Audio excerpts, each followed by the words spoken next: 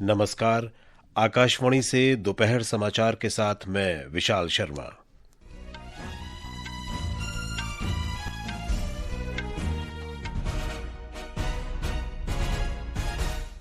मुख्य समाचार। रेल मंत्री अश्विनी वैष्णव ने गुजरात के भावनगर स्टेशन से भावनगर अयोध्या कैंट साप्ताहिक ट्रेन को हरी झंडी दिखाई। उन्होंने रीवा, पुणे और जबलपुर रायपुर रेलगाड़ियों का भी वर्चुअल माध्यम से उद्घाटन किया। उत्तर प्रदेश के गोंडा जिले में 15 श्रद्धालुओं से भरी एक कार के सरयू नहर में गिरने से 11 लोगों की मृत्यु। मौसम विभाग ने आज अरुणाचल प्रदेश, असम, मेघालय, सिक्किम और उप हिमालयी पश्चिम बंगाल में अत्यधिक तेज वर्षा की संभावना व्यक्त की। टेबल टेनिस में शीर्ष वरीयता प्राप्त मानुष शाह और दिया चितले की भारतीय जोड़ी ने ब्राजील में WTT स्टार कंटेंडर प्रतियोगिता के मिक्स डबल्स फाइनल में प्रवेश किया। आज रात उनका सामना जापान के सातोशी आइदा और होनोका हाशिमोतो से होगा। और इंग्लैंड आज ओवल में भारत के साथ एंडरसन तेंदुलकर ट्रॉफी के 5वें तथा अंतिम क्रिकेट टेस्ट मैच की दूसरी पारी में 1 विकेट पर 50 रन से आगे खेलेगा। अब समाचार विस्तार से। रेल मंत्री अश्विनी वैष्णव ने आज भावनगर रेलवे स्टेशन से भावनगर अयोध्या छावनी साप्ताहिक रेलगाड़ी को झंडी दिखाकर रवाना किया। श्री वैष्णव ने रीवा से पुणे और जबलपुर से रायपुर के लिए 2 अन्य रेलगाड़ियों को भी वर्चुअल माध्यम से झंडी दिखाई। इस अवसर पर उन्होंने कहा कि पिछले 11 वर्षों में भारतीय रेलवे में महत्वपूर्ण बदलाव हुए हैं। 11 वर्ष पहले अगर किसी स्टेशन पे जाते तो स्टेशन पे खड़े होना दूभर होता था। इन 11 वर्षों में मोदी जी ने रेलवे में बहुत बड़ा परिवर्तन किया है। आज स्टेशन साफ सुथरे होते हैं, नए स्टेशन बन रहे हैं, गाड़ियां साफ सुथरी है और जो 50-60 वर्षों के पुराने जो तकलीफें थी उनको इन 11 वर्षों में बहुत हद तक दूर किया है और एक नए विजन के साथ काम कर रहे हैं जिससे कि नए तरह का रेलवे गढ़े, नए तरह का भारत बने। रेल मंत्री ने कहा कि देश में 1300 रेलवे स्टेशनों का पुनर्विकास विश्व की सबसे बड़ी स्टेशन पुनर्विकास परियोजना है। इस अवसर पर श्री वैष्णव ने गुजरात के लिए भी कई घोषणाएं की। ब्यौरा हमारी संवाददाता से। राजकोट, पोरबंदर और जूनागढ़ जिलों में बुनियादी ढांचे को बढ़ावा देते हुए पोरबंदर और राजकोट के बीच नई रेल सेवा की घोषणा की गई। इसके अलावा सारडिया और वांसजलिया के बीच नई रेलवे लाइन की घोषणा के साथ एक लंबे समय से प्रतीक्षित मांग भी पूरी हुई। राणावाव स्टेशन पर 135 करोड़ की लागत से एक आधुनिक कोच रखरखाव केंद्र भी बनाया जाएगा। मंत्री जी ने भावनगर बंदरगाह पर एक नया कंटेनर टर्मिनल स्थापित करने की भी घोषणा की और आने वाले समय में भावनगर और सूरत के बीच नई वंदे भारत ट्रेन शुरू करने का भी वादा किया। अपर्णा खोंड, आकाशवाणी समाचार, भावनगर। बाद में रेल मंत्री ने नवागांव स्थित APPL कंटेनर यार्ड का दौरा किया और विकसित भारत चर्चा में भाग लिया। उत्तर प्रदेश के गोंडा जिले में आज सुबह एक सड़क दुर्घटना में 11 लोगों की मृत्यु हो गई और 4 अन्य घायल हो गए। पुलिस के अनुसार पृथ्वीनाथ मंदिर जा रही एक बोलेरो कार में 15 श्रद्धालु सवार थे। ये कार अनियंत्रित होकर पारासराय अलावल देवरिया सड़क पर सरयू नहर पुल के पास नहर में गिर गई। गोंडा के पुलिस अधीक्षक विनीत जायसवाल ने बताया कि दुर्घटना स्थल से 11 शवों को बरामद किया गया है। 4 लोगों को नहर में से जीवित निकाल लिया गया जो सुरक्षित हैं और प्राथमिक उपचार हेतु उन्हें CHC या ठोक भिजवा दिया गया है और 11 लोगों की इस दुर्घटना में दुखद मृत्यु हो गई है। इन 11 लोगों के शव निकालकर इनके पंचायतनामा की कार्रवाई कर पोस्टमार्टम हेतु जिला अस्पताल गोंडा भिजवा दिया गया है। बाकी तत्काल इस घटना की सूचना प्राप्त होते सभी अधिकारी यहाँ मौजूद हैं। SDRF की टीम भी हमारी मौके पर आ गई है और रेस्क्यू और सर्च के ऑपरेशन अभी भी उनका जारी है। प्रधानमंत्री नरेंद्र मोदी ने दुर्घटना में मरने वाले लोगों के प्रति दुख व्यक्त किया है। सोशल मीडिया पोस्ट में श्री मोदी ने कहा कि प्रत्येक मृतक के निकटतम परिजन को प्रधानमंत्री राष्ट्रीय राहत कोष से 2-2 लाख रुपए की अनुग्रह राशि दी जाएगी। घायलों को 50-50 हजार रुपए दिए जाएंगे। मुख्यमंत्री योगी आदित्यनाथ ने भी दुर्घटना पर दुख व्यक्त किया है। उन्होंने मृतकों के परिजनों के लिए 5-5 लाख रुपए की अनुग्रह राशि दिए जाने की घोषणा की है। सड़क परिवहन और राजमार्ग मंत्री नितिन गडकरी ने कहा है कि प्रधानमंत्री नरेंद्र मोदी के नेतृत्व में केंद्र सरकार आर्थिक विकास के लिए बुनियादी ढांचे को मजबूत कर रही है।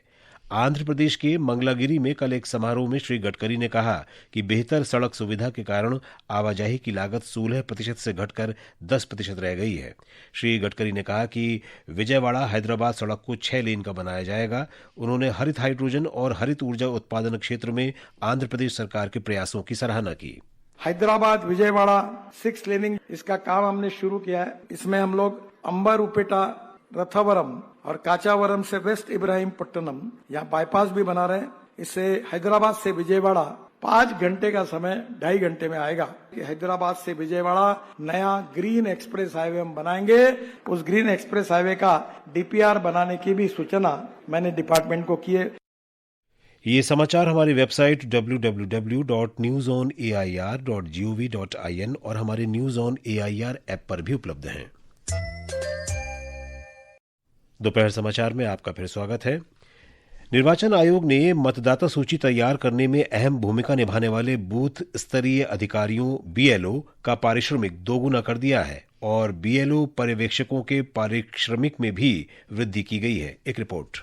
बीएलओ का वार्षिक पारिश्रमिक 6,000 रुपए से बढ़ाकर 12,000 रुपए कर दिया गया है। बीएलओ की प्रोत्साहन राशि भी 1,000 से बढ़ाकर 2,000 रुपए कर दी गई है। उधर बीएलओ पर्यवेक्षकों को अब सालाना 12,000 रुपए की जगह 18,000 रुपए मिलेंगे। अब पहली बार निर्वाचक पंजीकरण अधिकारियों और सहायक निर्वाचक पंजीकरण अधिकारियों को भी मानदेय मिलेगा। निर्वाचक पंजीकरण अधिकारियों को 30,000 तथा सहायक निर्वाचक पंजीकरण अधिकारियों को 25,000 रुपए दिए जाएंगे।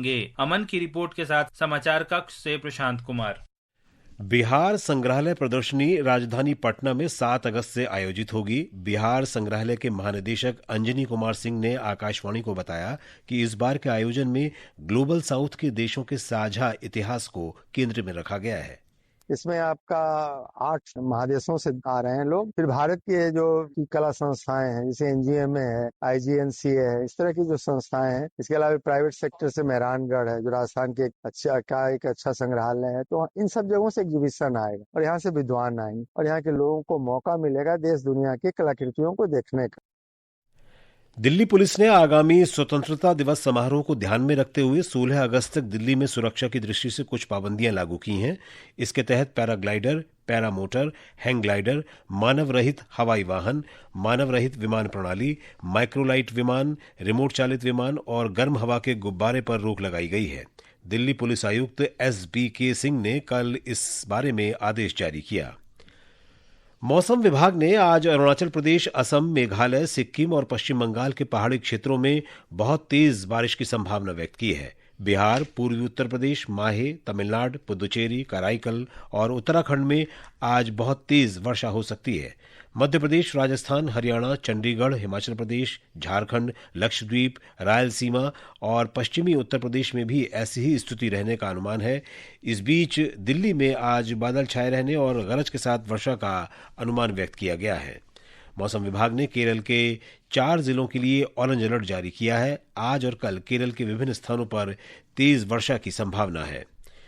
विभाग ने गुजरात में 8 जिलों के लिए ऑरेंज अलर्ट जारी किया है। इन जिलों में मध्यम वर्षा और गरज के साथ बौछारें पड़ने की संभावना है। उधर पंजाब में आज बादल छाए रहे और राज्य के कई हिस्सों में हल्की से मध्यम वर्षा हुई है, जिससे मौसम उमस भरा रहा। मौसम विभाग ने आज से 6 अगस्त तक पंजाब और हरियाणा में अलग अलग स्थानों पर गरज के साथ बारिश का येलो अलर्ट भी जारी किया गया है। वहीं हिमाचल प्रदेश से हमारे संवाददाता ने बताया है कि शिमला, सोलन और सिरमौर जिलों में आज मूसलाधार वर्षा का येलो अलर्ट जारी किया गया है।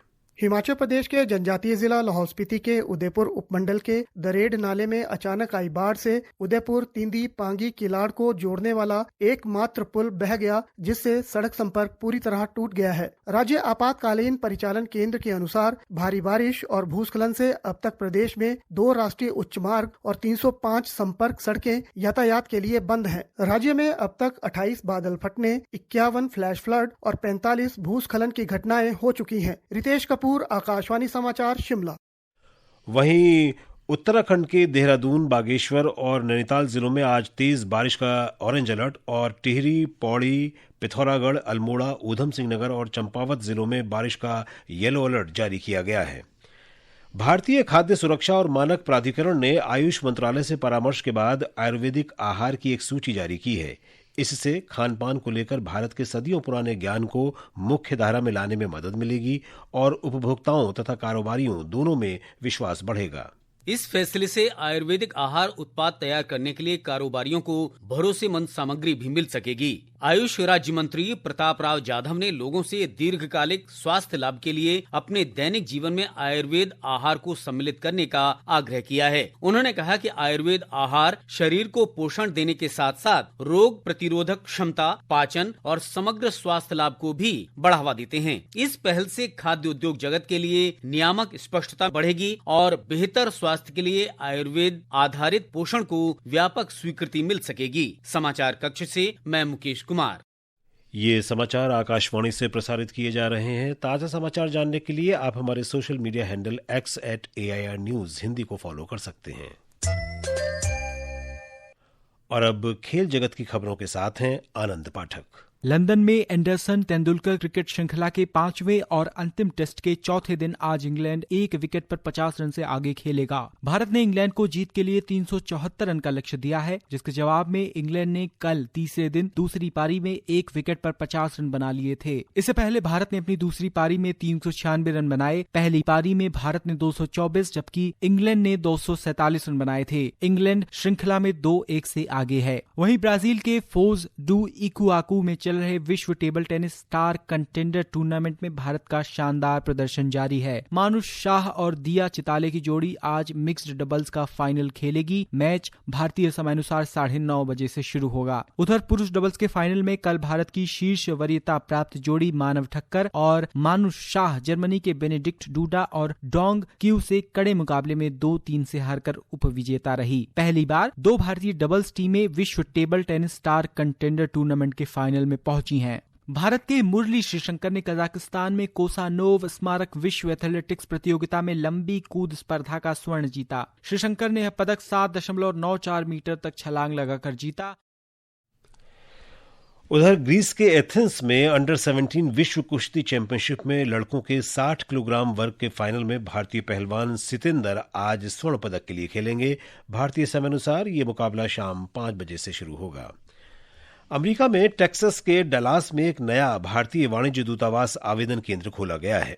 ये केंद्र डलास फोर्ट वर्थ क्षेत्र में रहने वाले भारतीय समुदाय के लिए वाणिज्य दूतावास सेवाओं तक पहुंच को आसान बनाएगा। जापान के ओसाका में आयोजित विश्व एक्सपो 2025 में भारतीय मंडप में कल 20,000 से अधिक दर्शक पहुंचे। इन लोगों ने भारत की सांस्कृतिक विरासत, अंतरिक्ष क्षेत्र में प्राप्त उपलब्धियों और हस्तशिल्प को देखा। एक्सपो के अन्य आकर्षणों में चंद्रयान जोन भी शामिल है। ये प्रदर्शनी इस वर्ष 13 अक्टूबर तक चलेगी। ईरान ने अपने हवाई क्षेत्र को फिर से खोल दिया है। ईरान ने इस वर्ष जून में इजरायल के साथ 12 दिन के संघर्ष के दौरान अपना हवाई क्षेत्र बंद कर दिया था। रूस के कुरील द्वीप पर आज सुबह 6.8 तीव्रता के शक्तिशाली भूकंप के झटके महसूस किए गए। इसे देखते हुए रूस के कैमचत्का प्रायद्वीप के कुछ हिस्सों के लिए सुनामी की चेतावनी जारी की गई है। ये रूस में एक सप्ताह के भीतर दूसरा शक्तिशाली भूकंप है। रूस के सोची में काला सागर रिजॉर्ट के निकट तेल के एक डिपो में भीषण आग लग गई है। रूस के अधिकारियों ने बताया कि यूक्रेन के ड्रोन हमले के कारण ये आग लगी है। इस बीच रूस की मिसाइलों ने दक्षिण यूक्रेन के शहर माइकोलेव में मकानों और प्रतिष्ठानों को निशाना बनाया है। चिली स्थित अल्टेनिएट तांबे की खदान के आंशिक रूप से धाराशायी होने के कारण मरने वालों की संख्या बढ़कर 2 हो गई है। बृहस्पतिवार को आए भूकंप के कारण विश्व की सबसे बड़ी भूमिगत तांबे की खदान में 900 मीटर से अधिक की गहराई में 5 श्रमिक फंस गए थे। और अब अंत में मुख्य समाचार एक बार फिर। रेल मंत्री अश्विनी वैष्णव ने गुजरात के भावनगर स्टेशन से भावनगर अयोध्या कैंट साप्ताहिक ट्रेन को हरी झंडी दिखाई। उन्होंने रीवा, पुणे और जबलपुर रायपुर रेलगाड़ियों का भी वर्चुअल माध्यम से उद्घाटन किया। उत्तर प्रदेश के गोंडा जिले में 15 श्रद्धालुओं से भरी एक कार के सरयू नहर में गिरने से 11 लोगों की मृत्यु। मौसम विभाग ने आज अरुणाचल प्रदेश, असम, मेघालय, सिक्किम और उप हिमालयी पश्चिम बंगाल में अत्यधिक तेज वर्षा की संभावना व्यक्त की। टेबल टेनिस में शीर्ष वरीयता प्राप्त मानुष शाह और दिया चितले की भारतीय जोड़ी ने ब्राजील में WTT स्टार कंटेंडर प्रतियोगिता के मिक्स डबल्स फाइनल में प्रवेश किया।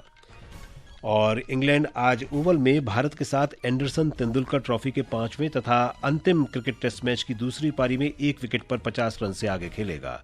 इसके साथ ही दोपहर समाचार का ये अंक समाप्त हुआ। नमस्कार।